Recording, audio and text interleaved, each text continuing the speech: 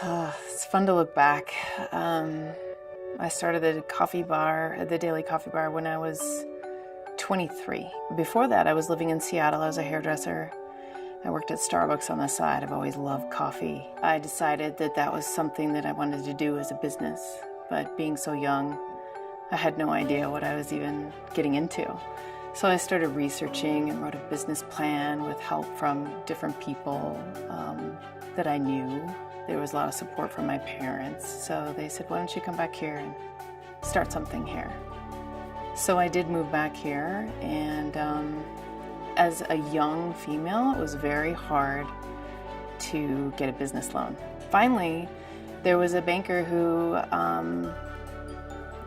took a chance and gave me a loan. Well, for one thing, she told me honestly that she needed to fill a quota, that she needed to give a young female entrepreneur, take a chance in that way. So that was one aspect, but that she did choose me and felt that was worth a chance, So that was kind of how it happened. Right when I opened the doors, there was business, people walking through the door. And all I was doing was believing in what I wanted to give them, quality coffee, just doing the best that I could. And it wasn't about money. It wasn't about anything but just wanting to do something I loved. Since the beginning, the Daily, every single year, grew, profit-wise. I never intended to expand, for sure, but I always had that desire to expand the bakery and didn't quite know how to do that. But one evening I was watching the news and they were talking about this development that had been approved for Oak and Rouse in the future. And I just literally sat up and went, that's the place. But immediately a lot of people were like, oh, I don't know, why are you thinking of that spot? I don't.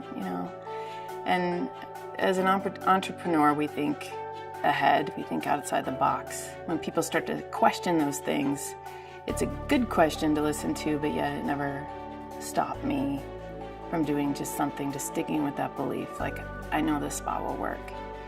Yes, I have had amazing employee retention. So I've always paid higher to my employees, a higher wage. I've always encouraged them to grow and just have adapted to what they need. And they stick around. They just, they're happy. So I've also always treated everyone as adults. They have respect. If I respect them, they respect me. But they also take care of each other in that way as well. There's this family sense there. It's cool, that's what keeps me there too. Really is those people, those employees, they're more like family to me as well. I'm just so thankful, all the customers. I'm so thankful for any employee that's ever made an imprint there. They all left a footprint there.